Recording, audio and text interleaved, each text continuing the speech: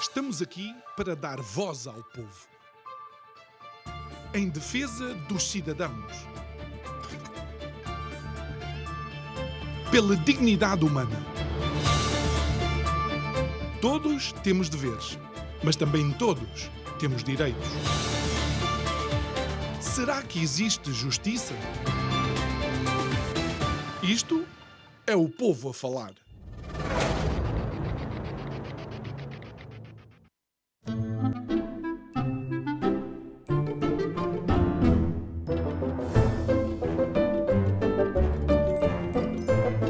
Olá, bem-vindo ao povo a falar em nome de São Pinto. Estás bom, meu querido? Estás? Estás fixe? Joga aqui. Yes! Estiveste a fazer o programa, é? Ai, que espetáculo! Até amanhã!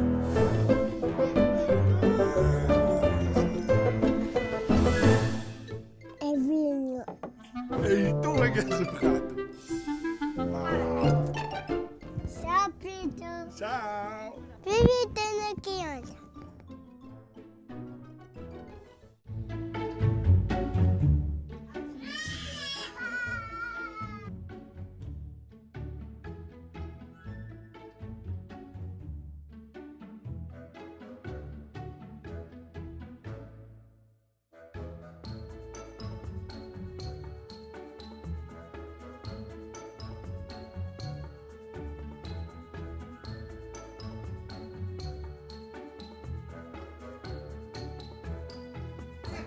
Tata.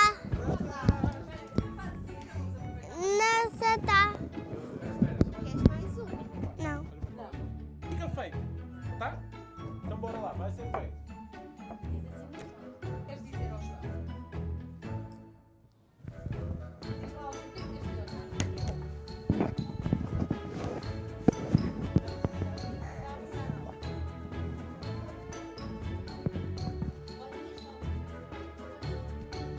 Olha, vamos para aí agora. Vai, João vai aí agora. Eu estou quase a chegar. É vinho. É vinho. É assim, coisa. É vinho. É vinho. Até amanhã. A piolho. Não. Rato. Rato! Pão! O rato és tu é que és o rato! Não. És É tu! tu. Ai!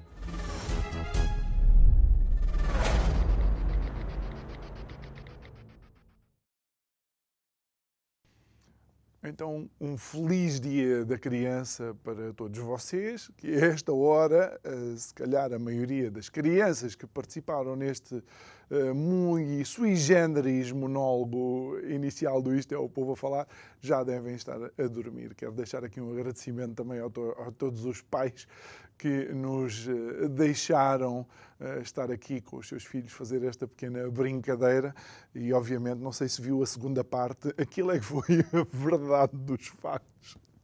É sempre um desafio lidar com estas crianças. Boa noite mais uma vez e bem-vindo a Isto é o Povo a Falar.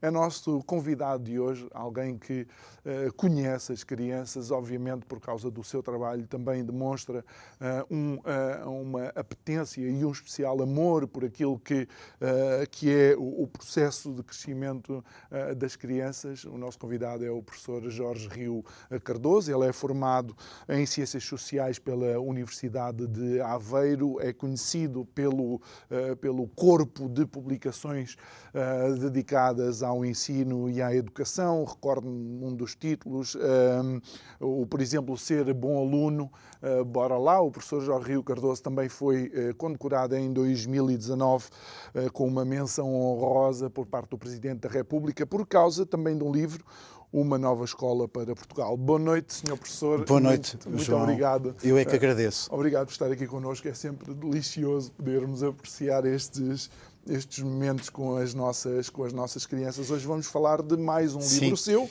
E eu peço desculpa de interromper, eu tirei dali algumas ideias que não vou aplicar, que era pôr os pés aqui em cima. Portanto, há ali coisas extraordinárias que nós vamos perdendo ao longo da vida, não é? Mas pronto. A espontaneidade das crianças, exatamente. a descontração das crianças, Sim, exatamente. a liberdade com que elas quase que quebram determinados parâmetros que Sem depois dúvida, sem em dúvida. adulto não podemos ter, mas olha, dava mesmo vontade de fazer assim. Bem, Mas vamos controlar. resistir Vamos resistir. à tentação. O seu último livro tem como título Como fazer dos nossos filhos alunos de sucesso. Mas você começa com o primeiro capítulo dedicado aos pais, que são os modelos parentais. Exatamente. Hoje fala-se um bocadinho na ideia da parentalidade positiva, mas realmente aquilo que eu falo nesse primeiro capítulo tem a ver com duas variáveis que são fundamentais naquilo que os pais devem ter em termos de ação, que é a exigência que devem pôr na educação dos filhos, que deve ser, já se sabe, uma grande exigência, mas não é uma exigência por comparação com os outros, por comparação. E esta exigência não é apenas no campo das notas, mas no campo das atitudes, das competências, ou seja, tirar o melhor que cada criança tem. E depois, a outra variável é o envolvimento parental. E esse envolvimento deve ser grande, o acompanhamento das coisas que a criança faz, o adolescente faz, a proximidade com a escola, isso tudo é muito importante. Ou seja, nós devemos exigir, mas na medida em que podemos também acompanhar. E isso é, digamos assim, muito importante. É claro que depois há outros modelos, mas o principal realmente é este, não é? Há quem exija, mas depois não se envolva. Isto é muito perigoso, porque dizem os estudos que quando se projeta essa criança depois para uma fase já de idade adulta, é uma criança que, digamos, que se torna às vezes até agressiva, nunca tem culpa de nada, às vezes até é a explicação para algumas situações de violência doméstica, e, portanto, o ideal é este modelo. Exigir e não acompanhar. Exatamente. E, portanto, o acompanhamento deve ser sempre próximo, porque todos estes jovens precisam de confiança naquilo que estão a fazer. E quando eu digo confiança, passa muito, porque há sempre outras coisas que eles acham mais interessante de fazer, está nas redes sociais ou outra coisa qualquer. E nós devemos sempre passar a ideia que vale a pena apostar na escola, portanto, qualquer projeto de vida passará pela escola. A escola é fundamental. O interessante e desculpa uma pergunta, Sim. Porquê começar pelos pais? Pois, porque os pais, já me tem acontecido bastantes vezes, eu não sou psicólogo de formação, mas quando vejo que há algum problema em termos de uma criança, os pais dizem isso, geralmente eu empurro, entre aspas, para algum psicólogo ou psicóloga que eu conheça. E geralmente depois tenho uma conversa a posteriori com esse psicólogo e geralmente diz, olha, o problema está nos pais. Portanto, devia ser os pais que deviam vir à consulta e não propriamente a criança. E realmente há muitos modelos que se falam em escolas de pais, não é? No sentido de... Pronto, eu nos meus livros falo muito de um conceito que é o conceito de cidadania familiar, que é um ambiente que se pauta pela tranquilidade, pelo respeito mútuo, onde há regras, as regras são fundamentais, porque quando não há regras, já se sabe, o insucesso escolar geralmente depois acaba por aparecer. E esse ambiente propicia um crescimento saudável da criança, digamos, com alegria. Isso é muito importante, porque a alegria faz parte do crescimento, ou seja, é uma educação com regras, mas não tem que ser ditatorial. Pronto. E é interessante, porque isto faz exatamente o bypass necessário para aquilo que eu tirei destes modelos parentais. O professor fala numa palavra que, olhando de uma forma geral ao sistema de ensino em Portugal, à forma com que tutores e responsáveis educativos lidam com as crianças, o professor fala numa palavra que pode ser um desafio, e a palavra é autoridade. Sim, pronto, a autoridade deve ser exercida quase sem se dar por ela. Ou seja, eu não tenho que invocar o meu estatuto de pai para mandar, não é? Há coisas que são negociáveis, há outras que não são negociáveis, não é? A escola não é negociável, não é? Ele diz-me que não lhe apetece ir à escola, mas isso não é negociável. Há outras coisas que podemos ter alguma flexibilidade no sentido de ir ao encontro, digamos, daquilo que ele gosta. A escolha do desporto. Pronto, eu posso achar que ele deve fazer atletismo, mas ele gosta mais de futebol e, portanto, isso é capaz de ser negociável. Agora, o que não é negociável é o empenho que ele tem que pôr, o não desistir às primeiras vezes. Dou-lhe um exemplo. Eu tenho um filho e esta situação passou-se hoje. Ele quis muito ir para a patinagem. Agora está na patinagem e aquilo é um bocado exigente, portanto, é treinos 2 vezes por semana. Hoje já me estava a dizer que só queria ir uma vez. Eu disse, não, vais as 2 vezes. Pronto, é uma coisa que não é negociável. A escolha foi dele e, portanto, aí houve liberdade de escolha. Mas, a partir daí, ele tem que, digamos, para perceber aquele desporto ou outra coisa qualquer, ou se fosse... Ou para fazer uma nova escolha, tem que fazer todo um exato, processo. Tem que ser consequente, Exatamente. porque às vezes desistem, ainda nem estão dentro do que aquilo é, não é? Eu também me lembro quando comecei a aprender a nadar, também me apeteceu desistir Desistir, logo claro. na primeira... Sim. E, portanto, nós temos que ensinar os nossos filhos, isso é muito importante, a lidarem com a frustração. Ele tem que ouvir não várias E vezes. já lá vamos também abordar Muito essa temática. E só para mudarmos depois de capítulo, professor, olhando para o ensino e agora falando para os professores e usando na mesma a palavra autoridade, durante muitos anos nós pensávamos que era a família que transportava para a escola, por exemplo, maus princípios. E os professores, e bem, viam-se preocupados com o comportamento de determinados alunos, com os professores a perderem um pouco esta figura de autoridade, de quem mantém a ordem, de quem institui as regras. Não poderá começar também a acontecer o contrário, ou seja, o aluno que passa 8 horas na escola, a criança, depois trazer para as casas determinados princípios que não sejam os mais saudáveis? Pois, quer dizer, tem que haver sempre alturas, escapes em relação a isso, não é? Eu penso que o nosso ensino tem vindo a mudar, mas ainda é muito um ensino baseado no método expositivo. E o método expositivo implica que as pessoas estejam caladinhas e sossegadinhas e a olhar. E eu penso que a escola vai ter que mudar no sentido de pôr os alunos a fazer, a descobrir, a terem sentido crítico. Porque quando eles estão a fazer qualquer coisa, não são indisciplinados, não é? Se agora lançássemos, enfim, um desafio para falarmos no Dia da Criança, quem é que nós vamos convidar, como é que vamos organizar, quer dizer, isso eles acham interessante.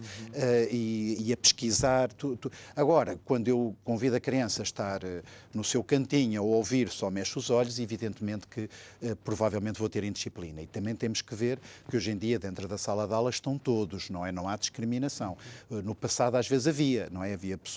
Havia crianças que cedo saíam do sistema de ensino. Eu lembro-me quando era, enfim, jovem, pré-adolescente, que com 13, 14 anos eu fazia atletismo e a maioria dos meus colegas eram já aprendizes disto, aprendizes daquilo, portanto já não estavam na escola. Hoje não é assim e muito bem, não é? E, portanto, às vezes quando se diz no meu tempo havia respeito, pois se calhar no tempo dessa pessoa que nos diz isto, se calhar não estavam todos dentro da sala.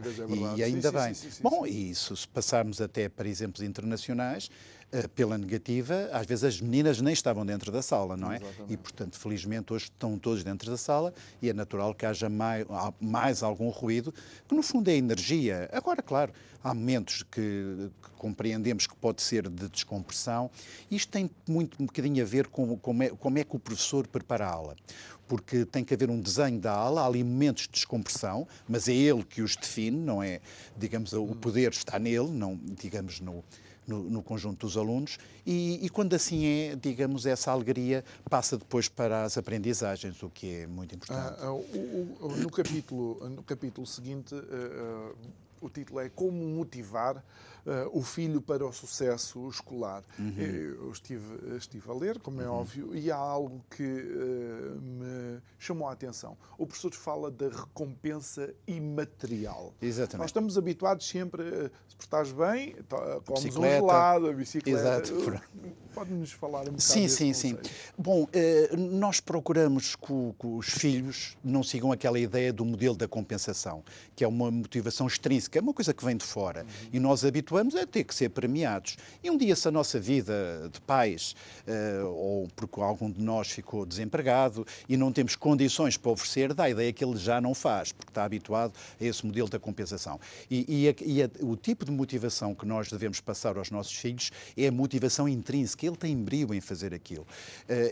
Portanto, quando nós falamos em compensação imaterial, é, por exemplo, olha, dá cá um abraço, olha, vais ter mais tempo livre, hoje, se a família tiver condições para isso, vamos almoçar fora ou vamos jantar, porque realmente estamos muito contentes com isso. E aqui, nisto, temos que dizer que na motivação que os pais devem passar, não é motivação para a escola, é motivação para a vida. Porque dentro da vida é que aparece a escola e não o contrário. Porque há pais que às vezes estão muito obcecados com a escola e a escola é realmente muito importante, mas deve haver a escola e um conjunto de outras atividades. Porque é isso que lhe vai trazer competências, vai-lhe trazer alegria e então a vida dele passa a fazer sentido, até nesta gestão que ele tem que fazer ao longo do ano entre as atividades escolares e as outras. Ainda assim, neste capítulo é onde nós também nos cruzamos com o como ensinar os nossos filhos a lidar com a frustração. Sim, isso é muito importante. Ou seja, ele tem que se habituar a ouvir não, porque ao longo da vida isso vai acontecer muitas vezes. E se andamos a afastar todos os obstáculos que surgem ao meu filho e, por exemplo, ele fala-nos numa briga na escola e nós avançamos para a escola, portanto, enfim, de preferência não com o resto da família, pronto, não devemos fazer isso, não é? É claro que há alunos que às vezes pedem muito colinho e não devemos dar excessivo colinho. É claro que podemos depois despistar situações que eles nos falam da escola, mas ele não é o provedor do aluno da escola, não é? E, portanto, na escola já sabe, é como na sociedade. Às vezes há pequenos atritos, mas ele tem que aprender a gerir esses atritos, a resolver os seus problemas. Mas não acha que, por exemplo, quando retiramos determinados testes ou provas, quando o método de avaliação também deixa de focar apreensão de matéria, não estará a escola, especialmente a escola anglo-saxónica, a sobreproteger as crianças em relação a esse contacto com a frustração? Claro. Hoje em dia, o fundamental já não é tanto o conhecimento. O conhecimento é importante, só que o conhecimento às vezes vai ficando desatualizado. E aquilo que eu quero é que ele saiba resolver problemas complexos. A maioria dos problemas são resolvidos cooperativamente, ou seja, hoje em dia já não se vai buscar o grande especialista, enfim, como às vezes se chamava o crânio, mas vai-se chamar um conjunto de especialistas. E, portanto, as pessoas têm que ter uma apetência, uma competência que é saber ouvir os outros, saber reunir consensos, porque uma pessoa pode saber muito, mas tem que ter a humildade de saber passar aquilo que entende. Mas mesmo na reunião de consensos, se calhar não vai ser a minha ideia que vai prevalecer. E isso é uma frustração. Que temos que aprender a lidar. Pois, não é? mas aceitar a opinião do outro e tentar arranjar ali pontos comuns para, digamos, chegar a essa solução, e aí é que está, ou seja, não ir para ali de nariz empinado, eu é que sei, por exemplo, não é? E, portanto, uma das competências é também a criação de empatia com os outros, não é? Às vezes até passa por sentido de humor, por, digamos, tentar seduzir o outro para a sua opinião e às vezes fazer, algumas cedências em relação ao seu ponto de vista inicial para juntar outras competências que não são a sua área e, portanto, isso acaba por ser muito importante. Algo que também é característica ao longo de todo o livro é a pictografia, ou seja, a facilidade com que nós olhamos para as páginas dos livros, e daqui a nada já mostro aqui o que é que eu estou a falar, e conseguimos quase encontrar o mapa de como podemos ajudar os nossos filhos. É consciente? Foi propositado? Não é claramente propositado. Uma parte da minha vida foi dedicada à comunicação, em concreto, enfim, trabalhava no Banco de Portugal e tinha essa responsabilidade. E eu acho que, por mais difícil que seja o tema, física nuclear, física quântica, o que for, a nossa forma de passar a mensagem será, digamos, de forma simplificada. Se calhar dava-lhe um exemplo. Há uma área da economia muito complexa, que é a economia dos incentivos. como é que posso levar as pessoas a fazerem alguma coisa útil do ponto de vista social sem as aborrecer excessivamente. O exemplo mais simples que eu consegui encontrar foi os carrinhos dos hipermercados, que andavam antigamente espalhados pelo parque de estacionamento, até que houve a ideia de os reunir todos e eu só levanto o carro quando ponho lá uma moeda. Ou seja, obrigam-me a investir no carro, mas eu vou recuperar a minha moeda. Mas atenção, eu só vou recuperar a moeda se for lá pôr o carro. E, portanto, a partir daqui, sem estar a aborrecer as pessoas, então não vai lá pôr o carro, então mas que falta de civismo. Exatamente. Não. Portanto, de repente as pessoas têm uma tendência. E se não for eu, vai o João Nuno, não é? Porque vê ali €1 e se olha, vale a pena, por exemplo. Ou vai outra pessoa, qualquer, não é? Portanto, ou seja, se nós criarmos, e na educação isto passa-se muito, se nós criarmos os incentivos certos aos nossos filhos, eles vão agir da melhor das formas. Ele tem problemas de relacionamento social com os outros, fecha-se em casa, no computador. Portanto, está na hora de um desporto, por exemplo, de equipa, não é? Em que ele é obrigado a partilhar o balneário, enfim, sofrerem juntos nos treinos. Portanto, temos, por exemplo, tem problemas de concentração. A música é fundamental. Portanto, há um conjunto de atividades. Exatamente. E, portanto, a educação passa muito, digamos, por usarmos, digamos, a cabeça, não é? No sentido de propiciar coisas que podem, às vezes, não resolver, mas contribuem para isso. E professor, um capítulo é dedicado à estabilidade emocional, que provavelmente é um desafio ainda maior no contexto económico em que Portugal está, ou seja, um país com dificuldade, onde os pais, o número de pessoas com 2 empregos aumentou substancialmente. Sim, sim. O que é que a estabilidade emocional dos nossos filhos pode promover e projetar na escola e depois no futuro deles e desenvolvimento? Bom, eu diria que é das coisas mais importantes que há a estabilidade emocional. Não só na vida dos alunos, mas na nossa mesmo, não é?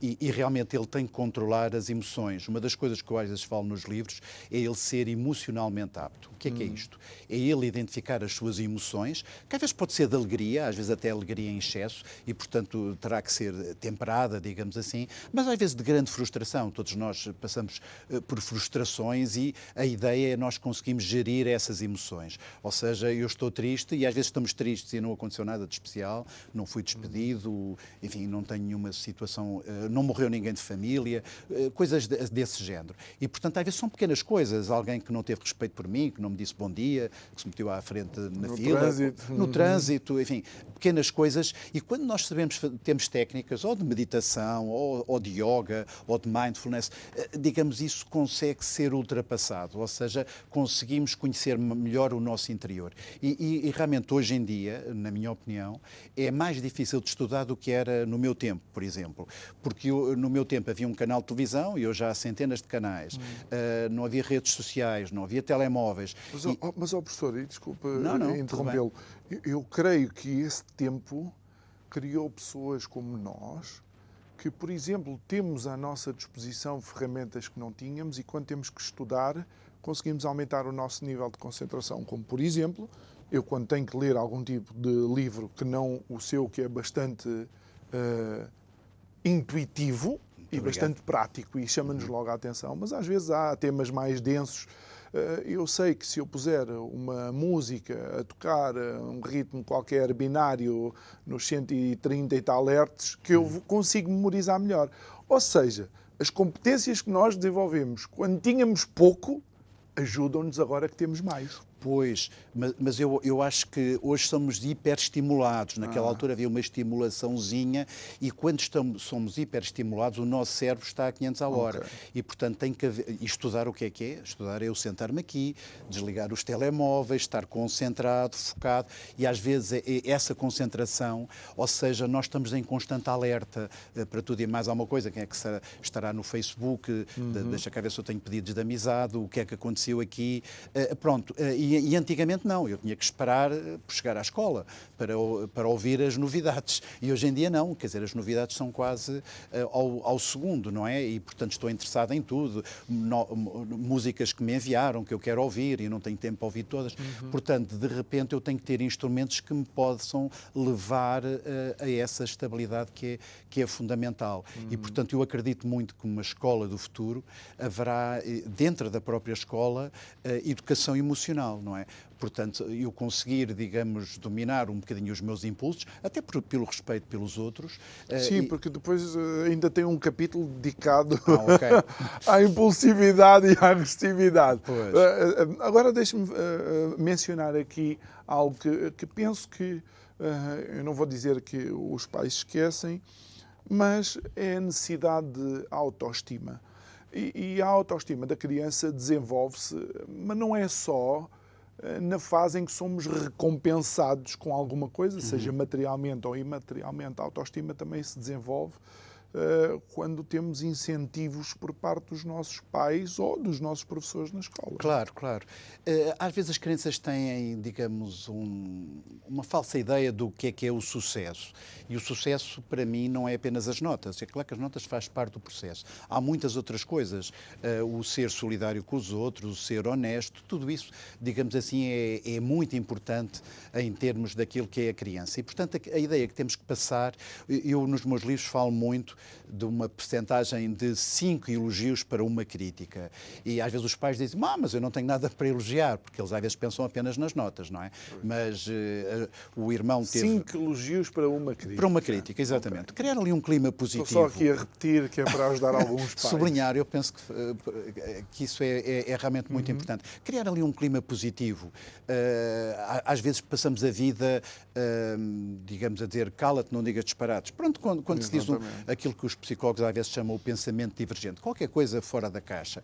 E devemos, digamos, cultivar essa ideia de ter imaginação, porque a imaginação é, digamos, dos principais capitais que um ser humano tem, não é? Porque senão estamos a reproduzir tudo aquilo que ouvimos. E a imaginação realmente, que é diferente do brincar.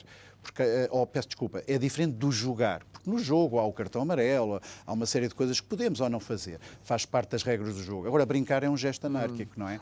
E agora só aqui um desafio, sim. Até porque há um colega nosso aqui do canal que no outro dia conversava connosco ali no nosso gabinete e ele dizia assim, há uma coisa que eu fiz com o meu filho, eu não vou te dizer o nome, mas quem nos ouve vai saber quem é que eu estou a falar.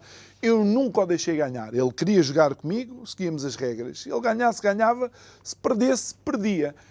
Isto também faz parte de ajudar ao desenvolvimento da inteligência emocional, a autoestima, lidar com frustrações. Não, eu acho que temos que nos aproximar do real, não forçar os dados. Eu tenho uma irmã 4 anos mais nova e geralmente nos jogos, devido à idade, não é? Eu tinha mais tendência para ganhar. E ela às vezes dizia, deixa-me ganhar. E eu disse, então, mas isso não vai ter graça nenhuma. Quer dizer, tu queres ganhar porque tiveste coleta. Agora, se ficas a saber que eu fiz de propósito para perder, não é? Às vezes com o meu filho também acontece a mesma coisa. E, portanto, as coisas têm que ser reais pronto. Mas eu faria o contrário, não é? De vez em quando deixava-o ganhar precisamente para essa mas sem ele saber. Sem ele saber, exato. Ele porque senão, porque daí é que ele vai ganhar confiança. Não, eu não tinha hipótese. Eu não conseguia também. Uma vez, a jogar, creio que o Uno com a minha filha, ganhei tantas vezes que as cartas voaram. Pois. As cartas pelo quarto fora. Mas, sei lá. Pois, mas cá está, é um treino para lidar Para a frustração. Para a frustração, não é? Para a forte frustração. Exato. Não, e aí puxar para que ele não desista, não é? Não, eu um dia vou ganhar, vou conseguir. Professor, depois tem aqui um capítulo que é o detectar e potenciar os talentos. E a sensação que eu fiquei neste capítulo é que, à medida que lia, lembrei-me de uma coisa. Dos pais que querem fazer dos filhos algo que eles pré-conceberam para os próprios filhos. Temos aqui Sim. fronteira ténue, não é? Pois, exato. Quer dizer, às vezes os pais projetam, penso que é assim que os psicólogos falam, ele teve uma frustração de não ser um grande pianista ou um grande futebolista e acha que o filho ou a filha é que irão ser.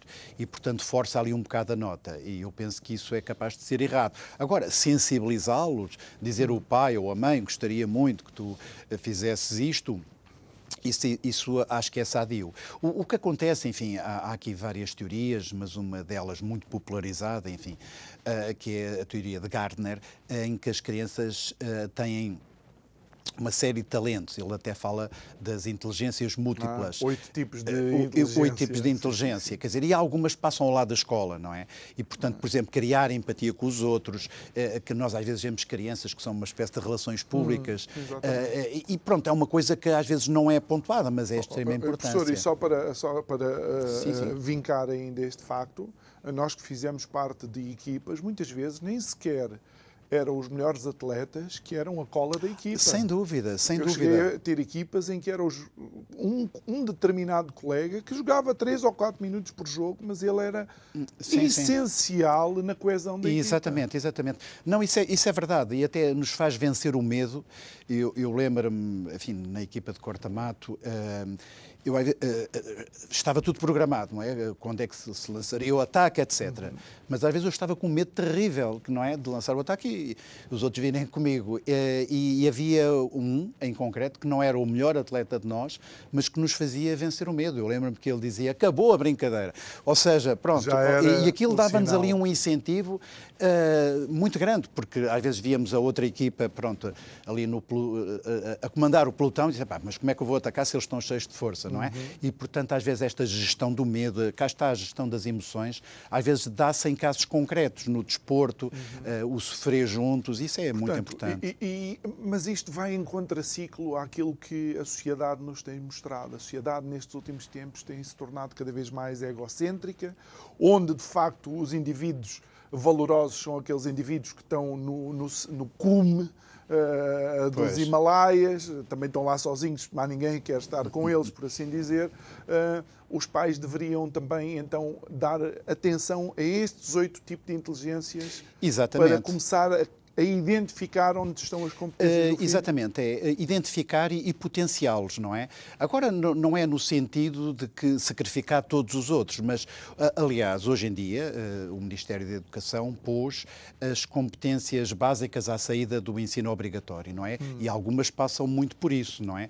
Ou seja, ele pode, por exemplo, não gostar de desporto, mas fazer desporto de uma forma lúdica é muito importante na sua formação e, portanto, os pais devem atender a isso. E para mim isto é como ao princípio da vacina. Quando eu tomo a vacina do tétano, o que é que está dentro da vacina? Está exatamente o micróbio do tétano. E aquilo que eu espero é que o nosso organismo, enfim, crie defesas em relação a esse mesmo micróbio. E, portanto, em relação às nossas crianças também. Eu tenho um filho, enfim, já crescido, que fez handball, enfim, com algum sucesso. Clube já agora? Olha, foi no Belenenses, curiosamente. Histórico no handball. É um histórico no handball. E não sei porquê, mas ele fez ali por volta dos 12 anos e para minha surpresa, apesar de ele estar a ter sucesso, resolveu desistir do handball. Ainda hoje me questiono se eu não devia ter insistido para que ele continuasse no handball. E muitos anos depois, já tinha 20 e bastantes, eu, como estava no Bando de Portugal, ele sabia que tínhamos um grupo desportivo, que tinha uma equipa no Minatel de handball. Eu joguei handball. no BPI Basket. Pronto. Não, mas e isso não trabalhava no BPI. Pois, mas aquilo, enfim, é levado muito, muito a sério. E então ele veio-me dizer, papá, vê lá se eu não posso ir para lá, para a equipa. Ora, porquê é que ele quis ir para a equipa de handball? Porque já conhecia o handball. E, portanto, aquilo que eu defendo é que às vezes os pais gostam muito de voltar a ensinar determinadas matérias, porque querem muito que ele entre no técnico ou em medicina ou noutra coisa qualquer. E os pais não se devem substituir aos professores, devem ir para além das atividades da escola, atividades do dia-a-dia que lhes criem exatamente essas competências e esses talentos que às vezes estão por descobrir. Porque nós às vezes podemos ter um talento, mas se não fizermos nada, qualquer dia estamos abaixo da média. Professor, depois tem aqui o capítulo Porquê de más ou menos boas notas e tem um subtítulo interessante que são os 7 pecados do insucesso escolar. Pode mais ou menos Posso, contextualizar? embora isso desse mais um programa. Mas eu vou sintetizar. Bom, eu identifiquei 7 pecados do insucesso escolar, ou seja, ele às vezes não tem más notas só por causa do motivo. O principal motivo é a desmotivação. Pronto, ele não vê interesse nenhum naquilo, às vezes os pais até podem estar a desvalorizar a escola portanto, nós devemos, evidentemente, valorizar a escola, valorizar o trabalho dos professores. Depois há outros, há a falta de autonomia, ele consegue estudar, mas tem que estar alguém com ele, a mãe, o pai, o explicador. Outras vezes, às vezes tem dificuldade de interpretação. Um pecado do insucesso escolar que é muito importante os pais trabalharem é a resiliência, ou seja, ele desiste logo às primeiras contrariedades e nós devemos passar esse capital de confiança. Não, tu vais conseguir, e aquilo que se nota... Uma das coisas, era uma das minhas dificuldades. E foi o desporto que me ajudou. Exatamente. Para outros pode ser outras atividades. Pois, mas a minha não, o desporto é exatamente ultrapassarmos as nossas dificuldades. E a única coisa que tem que acontecer é nós darmos o máximo. Depois não conseguimos, pronto. Exatamente. Vamos conseguir outra coisa qualquer. Agora, a resiliência é muito importante. Depois, um dos pecados também é a criatividade. Ou seja, há aqueles alunos que só conseguem repetir as coisas e, portanto, as aprendizagens às vezes não estão consolidadas e é importante que estejam. Portanto, depois, é claro, outros pecados que já aqui falámos, a falta de concentração, às vezes a falta de foco. Há aqui um que eu não sei se o professor mencionou, porque eu, entretanto, estava a mostrar aqui o quadro, que é a falta de autonomia. Exatamente, falei. A falta de autonomia é ele não conseguir fazer aquilo que é o estudo sem estar ali a mãe ao lado, ou o pai, ou o explicador, ou o professor, e, portanto, ele tem que começar a fazer as coisas sem ajuda, não é? Portanto, ou seja, o pai... imagino que há trabalhos de casa, não é? Que dava outro programa, o porquê sim. Mas pronto, o pai tem isto e em vez de estar lá em cima... Pois, diz logo, depois volta. Exatamente, se está bem, se está mal, pronto, vai dando ali um empurrãozinho. Portanto, há uma altura no primeiro ciclo que é natural que isso aconteça. O segundo ciclo, portanto, quinto, sexto ano, é a altura do desmame. Quer dizer, agora o desmame tem que ser feito gradualmente, como aliás, por definição de desmame. Ou seja, eu a pouco e pouco vou ajudando cada vez mais, passando um grande capital de confiança. Estás a ver, conseguiste, boa. Okay. Pronto, e isso é muito importante naquilo que é a confiança. Realmente esbarrou em qualquer coisa, ok, pronto, eu vou lá, até porque chegará a uma altura que provavelmente, mesmo que a minha área tenha sido outra, que se calhar eu já não consigo ajudar porque aquilo não é a minha área, não é? E, portanto, ele, aliás, porque ao longo da vida, quer dizer, há de chegar a uma altura que não está lá o pai e a mãe para ajudar, não é? E, interessante é também o professor falar dos quatro S's, que é o saber, depois é o saber ser, saber estar e o saber organizar, claro. Saber fazer, aliás, também. Pois, claro. Não, isso é muito importante, porque eu posso ter o conhecimento, mas depois vou aplicá-lo, não sei aplicar. E, portanto, quer dizer, o conhecimento pelo conhecimento não quer dizer nada. E é por isso que há aqui uma trilogia muito importante, que é eu do conhecimento, ou melhor, da informação devo fazer conhecimento. E do conhecimento devo fazer sabedoria. Se calhar com um exemplo a gente percebe melhor isto. Se eu tivesse aqui num quadro, por exemplo, a umidade relativa do ar, pronto, aqueles são números, não me diz nada. Agora, se eu conseguir associar a determinados valores bom ou mau tempo, bom, então isso já é conhecimento. Se eu agora, por exemplo, houver previsão de muito mau tempo, alertas vermelhos e coisas assim, para amanhã, e se eu levar uma gabardine, se levar, digamos, um chapéu de chuva, se calhar já estou a prevenir uma gripe, isso já é sabedoria. Okay. Portanto, em tudo isto, eu posso ir aprofundando o conhecimento, e é isso que eu tenho que passar aos meus filhos, que é não ficarmos pela rama, em que eu tenho uma vaga ideia e palrei um bocadinho aquilo, mas realmente eu estou por dentro das coisas e consigo, digamos, dizem A e B, e eu consigo deduzir C e D, não é? Porque eu sei pensar. Depois há um capítulo que eu chamei o capítulo de 1 milhão de euros, porque é um capítulo como minimizar a impulsividade e a agressividade. Pois, isso passa por alguma das coisas que nós falámos no início, que é o tal controle emocional, não é?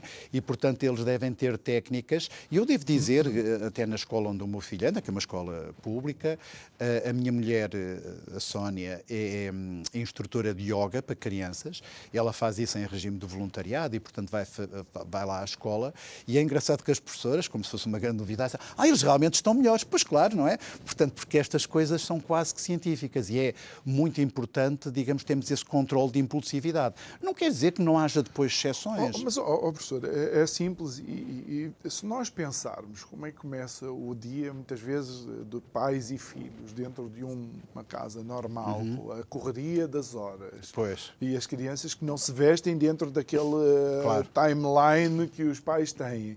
É os gritos enquanto o pai está na cozinha a acabar de preparar o pequeno almoço e, se calhar, o saco do lanche para a criança.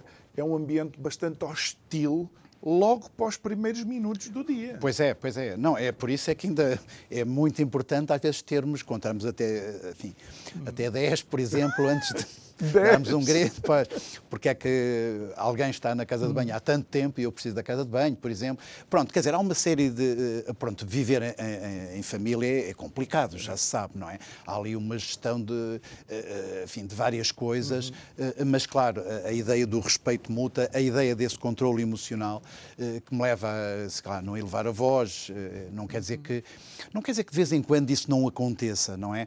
Porque isso só nos humaniza. Quer dizer, alerta. Exatamente, também, não somos máquinas, não é?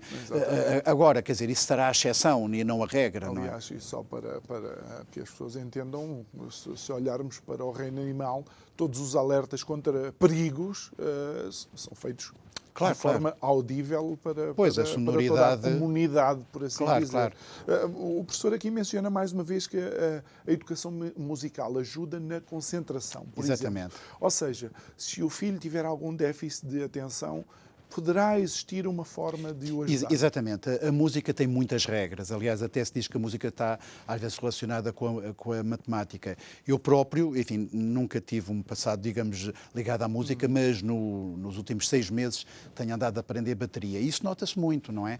Porque nós estamos ali com um ritmo. Não tem mais nada para fazer e então vai aprender a tocar bateria. Sim. Agabe-lhe, de facto, esses desafios. Não, mas olha, João Nuno, é uma frustração, porque eu, quando tinha 14, 15 anos, eu era de uma família pobre, mas queríamos todos muito, porque achámos que era uma arma de sedução, termos um conjunto musical. E então, enfim, do pouco dinheiro que eu tinha, eu assim, não, vou apostar em aprender bateria. Mas fui com um amigo meu, que também a família não era propriamente rica, e ele ia aprender viola e eu aprendi a bateria. E o professor ensinava-nos aos dois e assim era mais barato. Mas eu tive tanto azar que o meu amigo caiu, partiu o braço, e então eu deixei de ter parceiro para as aulas... Para a banda. Exatamente. E então tive que desistir, e então ficou esta frustração, e agora finalmente que veio... Pronto, só para dizer que há coisas que nós às vezes não nos esquecemos, e mais tarde... E então tenho agora andado a aprender bateria. Aquilo é muito interessante porque as regras estão lá. Porque ajuda, porque há ali um ritmo que temos que manter, mas depois há o que eles chamam o break, em que nós vamos passar ali pelo bombo, por uma série de instrumentos, e depois aquilo é que dá o sinal que a artista começa a cantar e tem que ser feito, porque quando há ali uma falha, e isso passa às crianças, às vezes, as tais regras que são fundamentais, sem elas darem por isso. É interessante o professor dizer isso, que eu sou filho de um guitarrista vocalista, o meu tio era o baterista da banda e eu toco campainhas. Aqui, mais uma vez, o desporto também é apresentado pelo professor como uma prática que controla a impulsividade, mas depois tem uma série de coisas que são potenciadas no desporto. Por exemplo, sim. também. Às vezes até mesmo o respeito pelo próprio corpo, digamos, cá está um controle emocional que advém de uma forma natural. Portanto, o desporto realmente é muito importante. E há vários tipos de desporto, como sabemos. Há uns que às vezes apelam mais à concentração, artes marciais, por exemplo. Outros, às vezes, apelam mais ao trabalho em equipa, quando são desportos de equipa. Há uns que são mais individuais, mas todos eles, digamos, têm alguns princípios que os alunos vão aprender sem darem por isso. É claro que às vezes é muito importante o saber perder, o saber ganhar, não ser arrogante, ter a humildade. Porque eu às vezes digo isto. Eu realmente perder. Pois é, mas é necessário. Mas às vezes nós dizemos, temos que ser humildes, e é verdade, temos que ser humildes, mas eu às vezes projetava isso muito nos treinos, ser humilde, estar disposto a fazer sacrifícios, mas depois quando é a competição, temos de ter alguma mania, não é? Sim. Temos de ter alguma autoestima, porque se vamos a pensar que vamos perder, perdemos mesmo, exato. Isso aí não há dúvida. Se estamos a pensar que os outros são todos melhores que nós, exatamente. Não, agora temos que ter aquela ideia que vamos dar o nosso máximo. Olha, o interessante, e para ligar novamente com o conhecimento e a inteligência emocional, é que muitas vezes é esta atitude blasé, mas de quem sabe o que está a fazer, recordo-me que era a que eu tinha, que transmitia medo aos adversários. Claro, mas ele não está preocupado porque vai jogar contra nós. Pois. E tudo isto se aprende a nível exatamente.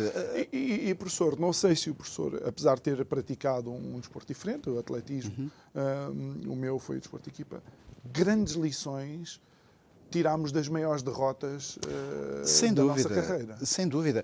Aliás, hoje em dia fala-se muito dos mind games, não é?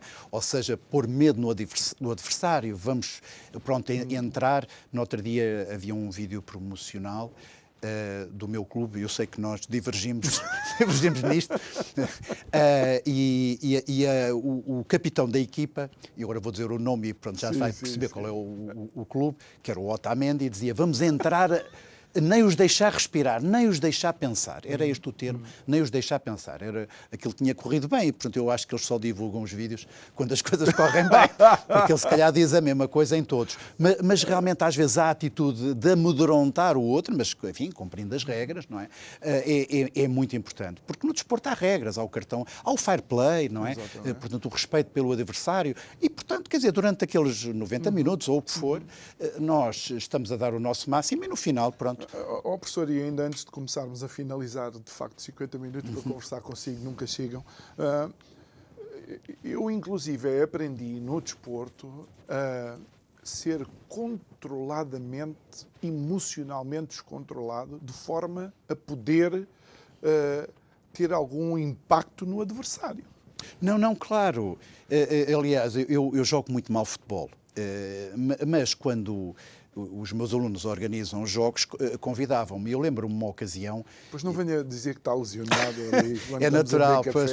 Mas eu não sei porquê. Pois. Mas agora, o que eu tinha, não jogava nada a futebol em termos de habilidade, mas tinha muita resistência física e, portanto, eu fazia, digamos ali, a parte esquerda da equipa e eu lembro-me que às vezes quando ia uma bola, apesar do rapaz com que eu estava a disputar a bola a ter muito mais habilidade, eu ia dizendo coisas para me motivar. Por acaso devia ser. E ele ria-se, quer dizer, ou seja, ele descontrolava-se emocionalmente, tendo muito mais ideia, por causa das coisas que eu ia dizendo. Mas às vezes há coisas que nós nos motivamos, não é? E isso acaba, ou seja, dentro do desporto também vem essa parte que é fundamental, que é a motivação. Muito não é? Bem. Depois, professor, nós vamos terminar o programa com a palavra que eu retirei do capítulo Relação Pai-Escola. Sintonia. Exatamente. Um dos fatores mais importantes para prevenir o insucesso escolar é precisamente o tal envolvimento, a presença dos pais no acompanhamento daquilo que se faz na escola. E é engraçado porque eu faço muitas palestras de promoção do sucesso escolar e muitas vezes sou convidado por associações de pais. E geralmente, ou antes ou depois, ou bebemos um café ou almoçamos, qualquer coisa, e eles dizem tudo assim, olha, por acaso o meu filho nem tem sucesso escolar. Eu disse, olha, não é por acaso, é porque realmente acompanha a vida dele, acompanha a vida associativa dos pais na escola e é uma presença. E, portanto, isso ajuda a prevenir, às vezes, pequenos problemas que acontecem e que, quando são resolvidos logo, portanto, o problema deixa de existir. Quando não há acompanhamento, aquilo pode resvalar, às vezes até para a pequena delinquência e por aí fora, não é? E, portanto, a sintonia de posições, até porque os pais percebam, digamos, o trabalho que está a fazer na escola. Eu, por exemplo, na escola onde o meu filho anda, que fica na Azueira, Madeira, que é a Escola Artur Patrocínio, há das coisas mais modernas que se fazem em educação, e é uma escola pública. Há os grupos interativos, por exemplo, em que os pais vão à escola e são eles próprios, não é bem, em grupos pequenos a tentar resolver com eles problemas, ou de matemática, ou de português, seja do que for. Há uma coisa que são as tertúlias dialógicas, ou seja, que é a tal ideia da imaginação, do pensamento divergente. Portanto, é um caso de sucesso e, portanto, isto é apenas para dizer que a presença dos pais ajuda muito. Não é o... Exatamente, o nosso amigo... como é que ele se chama? Rodrigo? Não. Não, Mário. O Mário. Exatamente. Exatamente, que é o dia... Não, ele tem feito uma coisa fantástica, digamos sempre junto com a comunidade. Ele tomou agora posse para outro mandato e tem sido, curiosamente, a área de estudo dele vem da música, que já aqui falámos e enaltecemos, e, portanto, tem feito um trabalho fantástico. Professor Jorge Rio Cardoso, muito obrigado por ter estado aqui connosco. Eu Mais uma agradeço. vez, relembro como fazer dos nossos filhos alunos de sucesso. Eu diria que isso, mais que um livro, é um manual que o pode ajudar com ótimas ferramentas para ajudar os seus filhos então a encontrar o caminho do sucesso. Quero agradecer a todos vocês que nos acompanharam e quero também dar uma novidade que alguns de vocês já sabem. O Isto é o Povo a Falar agora tem um canal próprio no YouTube. São uma série de ferramentas que se abrem para nós e para si que acompanha este programa. Então não se esqueça de procurar Isto é o Povo a Falar no YouTube, subscrever o canal. Olha, e se desejar partilhar alguma dessas conversas. Então até amanhã e muito obrigado.